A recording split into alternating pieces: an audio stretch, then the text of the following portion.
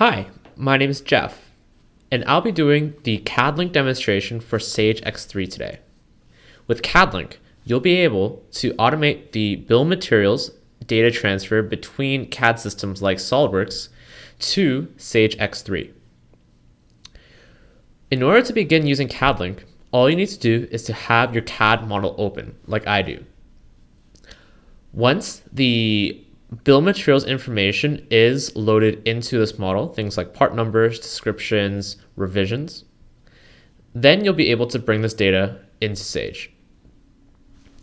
I do this by clicking on the tools and accessing our built-in application. This is because of our level of partnership with SOLIDWORKS in that we get to build our software directly into their system. By clicking on this, CADLink first launches a login screen for me to access my Sage credentials.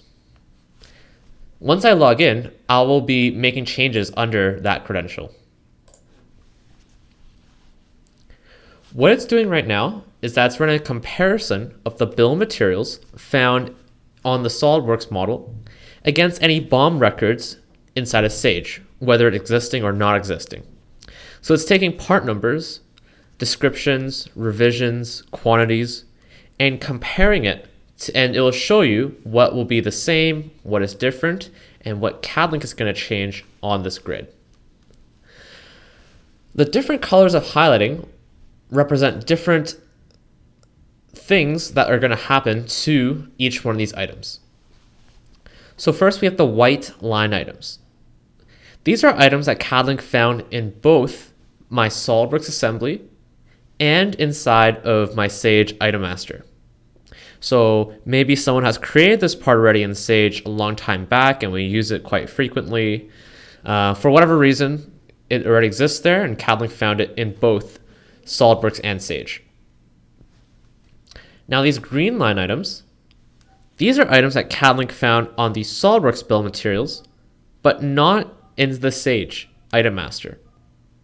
So what it's going to do when CADLink saves is that CADLink is going to create each one of these green line items in the Sage item master, fill it out with all the data coming directly from SOLIDWORKS, so things like the part number, the description, and add it to the BOM record inside of Sage for me with the quantity coming directly from my SOLIDWORKS bill of materials. So you can imagine for a bill of materials this big, with about 10, 15, maybe 20 new parts here, how long it would take you to do manually. CADLink accomplishes this, creating all the items and creating all the parent-child relationships in the Sage in a matter of seconds. Next, we have the yellow fields. And yellow fields represent field level discrepancies. So when CADLink was comparing, let's say, this description, for example, it noticed that the data coming from the CAD side, when compared to the data coming from the ERP side, did not match. I can right-click on this, and I can see what the data is coming from both sides. It looks like on the SOLIDWORKS side, it's missing the word test at the end, and the ERP side has it. So whether it be a typo or a difference in the way that the description was typed, the discrepancy exists. And you can select between these two fields for the one you'd like to keep. Whichever one you end up leaving on this field here, that is the one that CADLink takes and will be able to either update the SOLIDWORKS model properties or update the Sage item master with this description. So maybe I can select this. Maybe this is the one that better matches the company's standard. CADLink will now push this into Sage and update the description side of Sage to be this. On top of that, I can write a brand new description. And now this description will be updated bidirectionally in both my SOLIDWORKS bill of materials as well as inside of Sage. So that's to say that's not just a one-way data push. CADLink pushes data bidirectionally to both SOLIDWORKS and Sage. Lastly, we have the gray line items.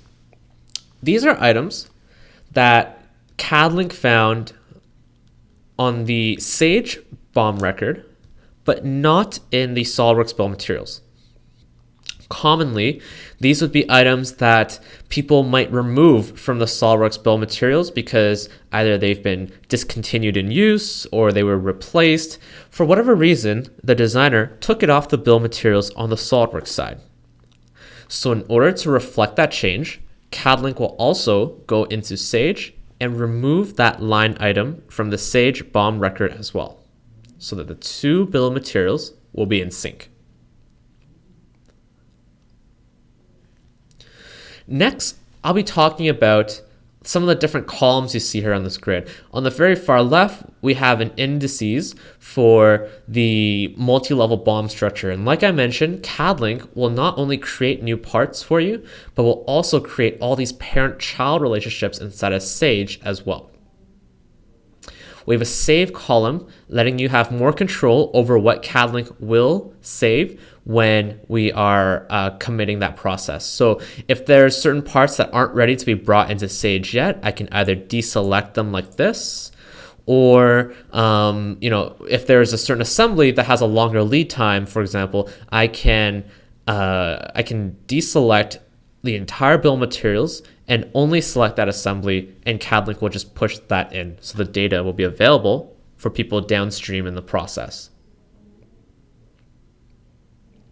Next, we have some fields here for the item master, things like the part number and the description. We, of course, have the quantity coming from the bill of materials. All three of these fields are coming from my SOLIDWORKS bill of materials. So I've entered the data once inside of SOLIDWORKS, and I don't have to enter that data again because I'm reading it from there. We have the unit of measure and the product category. These are fields that will help us define this item inside of Sage. And all of these are actually drop-down menus.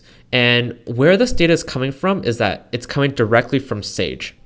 It's a live connection to Sage, so whatever I'm able to select inside of Sage to apply as a unit of measure, I'm also able to select from here as well. And that goes for the same for the product category as well. And on the very far right hand side, I have fields here for raw material information. So whether I store raw material information in my SOLIDWORKS model or not, CADLink has these grids available to facilitate the addition of raw material information into this bill of materials. Next, we have the BOM changes tab. And the BOM changes tab is a read-only summary of all the information that is about to change inside of Sage.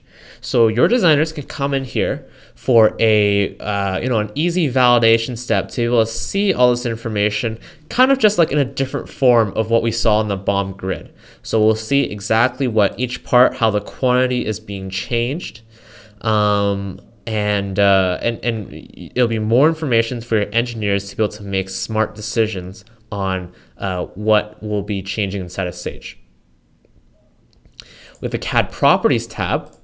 And basically, this just allows you to look into the SOLIDWORKS model properties without having to switch back and forth between CADLink and SOLIDWORKS. So, you can come in here and look at this configuration specific property or this custom property here.